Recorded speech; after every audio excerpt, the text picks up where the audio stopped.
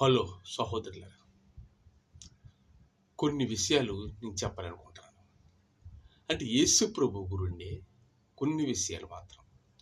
అంటే ఏంటంటే ఎన్నో మతాలు, ఎన్నో దద్దేవుడు ఇద్దేవుడు అని ఈ భూలోకంలో ఎన్నో రకాలుగా చాలామంది సతమతమవుతూ ఉన్న టైం అప్పుడు అసలుకి దేవుడు ఎవరు అని ఎవరో తెలియక ఇక్కడ మొక్కి అక్కడ మొక్కి ఎన్నో పాటలు పడి మనశ్శాంతి లేక ఎన్నో పాటలు పడిన వారు ఉన్నారు. ఎంత మొక్కినా ఒకేవరకే ముట్లా అన్నట్లు బాధపడిపోయి చాలామంది ఉన్నారు. ఎంత పూజలు చేసి ఎన్ని ప్రార్థనలు చేసి ఎన్ని విధానంగా నడుస్తున్న వాళ్ళకే కష్టాలు ఎక్కువ కనపడుతున్నాయి. దానివల్ల దేవుడు ఉన్నాడా లేడా అనే ఆలోచన కూడా చాలామందికి వస్తుంది. అయితే ఇక్కడ ఏంటంటే యేసు ప్రభు కాలం అప్పుడు మతము అంటే మార్గము. అయితే మతం అనేది ఒకటే. అదేంటంటే దేవుని మార్గమే మతం. మొట్టమొదట ఏ మతం ఉంది అంటే ఆది కాండంలో మొదట్లో చూసుకుంటే భూమి నిరాకారంగా ఉండును, శూన్యంగా ఉండును, అగాధ జన్మల పైన దేవుని ఆత్మ అల్లాడుచున్నది అని ఉంది. దేవుని ఆత్మ అగాధ జన్మల పైన అల్లాడుచున్నది. మరి ఆ ఆత్మకి రూపం, ఒక పేరు, అది పరిశుద్ధాత్మ. అది పేరు. కానీ దేవునికి ఎవరైనా పేరు పెట్టగలరా? పెట్టలేరు. అది పరిశుద్ధాత్మ, ఒక ఆత్మశక్తి. అంటే అల్లా అంటారు, లేదు యెహోవా అనేది ఇది వేరే. యూదులు అసలు జెరూసలేంలో చెప్పుకుంటే ఆ గోడ ప్రక్కనే యూదులు గోడ పక్కనే ప్రార్థన చేస్తూ ఉంటుంటారు. వాళ్ళు యేసు ప్రభువుని నమ్మరు. వాళ్ళు అలా యెహోవాని నమ్ముతారు. అంటే యెహోవా దేవుడని దేవునికి ఒక పేరు పెట్టి యెహోవా అని ఒక పేరు పెట్టారు. కానీ వాళ్ళు దేవుడిని సరిగ్గా నమ్మరు. యూదులే అసలు యేసు ప్రభు సిలువేసినాడు ఎవరు అనుకుంటే ఎవరు? యూదులే. తన స్వకీయుల వద్దకు ఆయన వచ్చింది, ఆయన్ని వారు అంగీకరించలేదు అని యోహాను సువార్త 1:2-3 ఉంటుంది. ఈ లోకమునికి వెలుగు వచ్చిన కానీ వెలుగుని ఎవరు కూడా అంగీకరించలేదని. తన స్వకీయుల వద్దకు ఆయన వచ్చిన ఆయన్ని అంగీకరించలేదటండి. ఎందరైతే అంగీకరిస్తున్నారో వాళ్ళు తన కుమారులు కుమార్తెలై ఉందురు అని దేవుడు చెప్పాడు.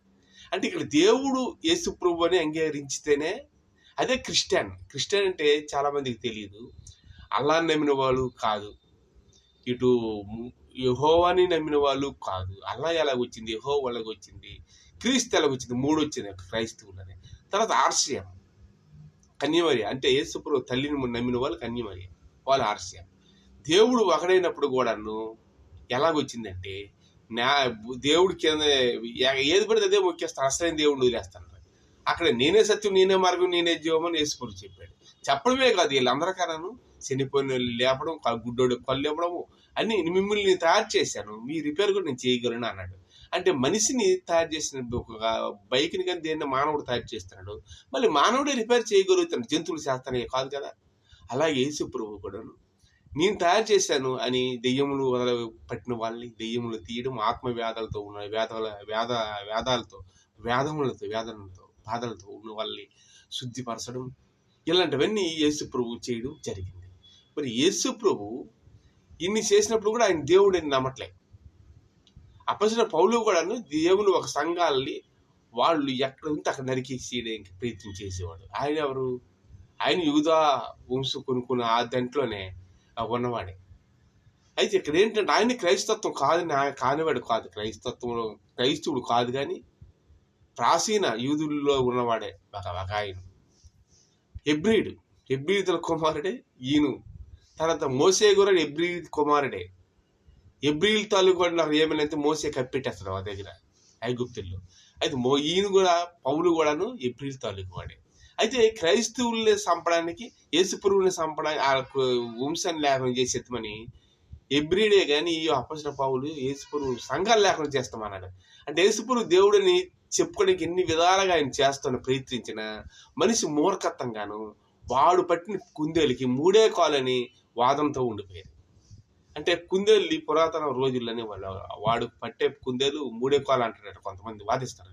అవును ఆ డబ్బునుడు అనుకోండి, ఆడు చెప్పిన మాట విని అవును మూడే అనాలి. ఎందుకంటే ఆడు ఉద్యోగం నుంచి తీసేస్తాడు భయం. కుందేలకు 4 కాలే కానీ ఒక ధనవంతుడు ఎవడైనా అది మూడే అంటే అవును నిజమే సార్ నమస్కారం అంటారు. ఎందుకంటే వీడు ఉద్యోగం ఊడిపోద్దని పాలిసి కొడుతున్నాం అంటారు. నేను నిజం చెప్పలేను. యేసు ప్రభు ఎవరికి భయపడలేదు, ఆస్తులు సంపాదించలేదు, ఏమీ లేదు.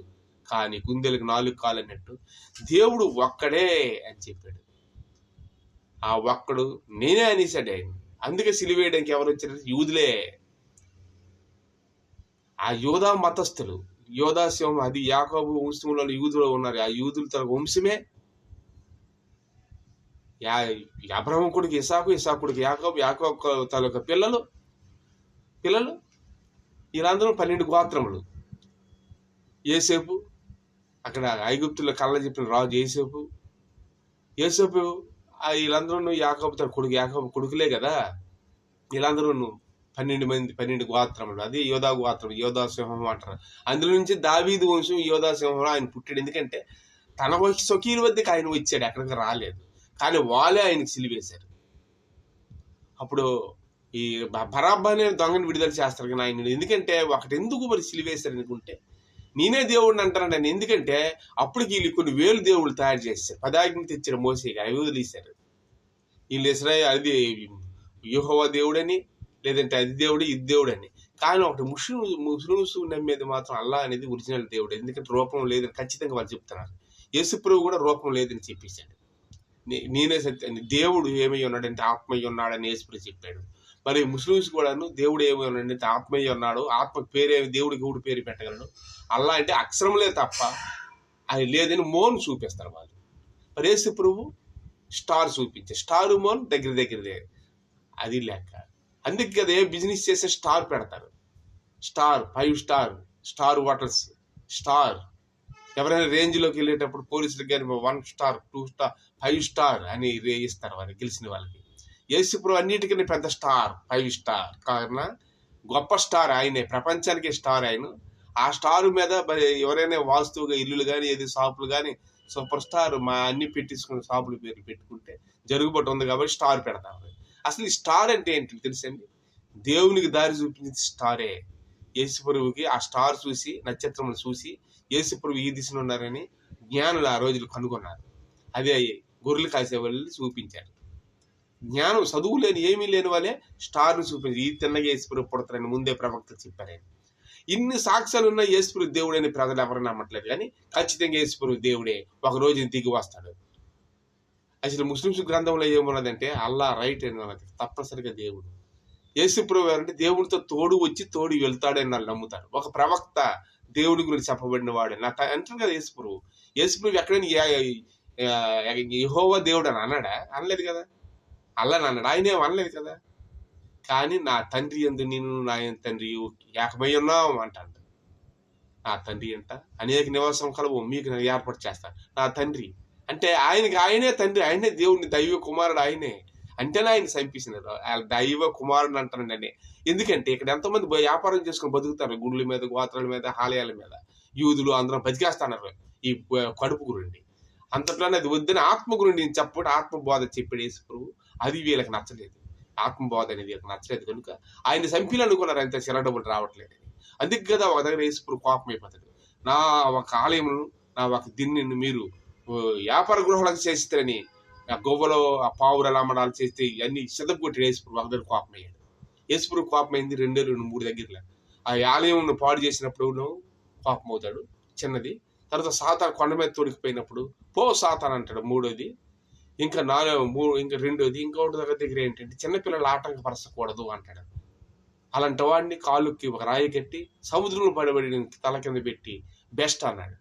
ఎందుకంటే ఈ 3 విషయాల్లో ఆయన వద్దని చెప్పాడు. కోపం అయ్యాడు తప్ప ఎక్కడ కోపం అవ్వలేదు యేసు ప్రభు. యేసు ప్రభు దేవుడిని ఖచ్చితంగా నమ్మచ్చు. ప్రార్థిస్తే మీతో మాట్లాడుతున్న నమ్మకం ఉండాలి. ఆయన గురించి ఆయనే ప్రకటించాడు, ఆయన గురించి ఆయనే సువార్త చెప్పాడు. ఆయన రక్తం కార్చి ఈ రోజున మన అందరిని కొన్నాడు. యేసే రక్షకుడు. Thank you.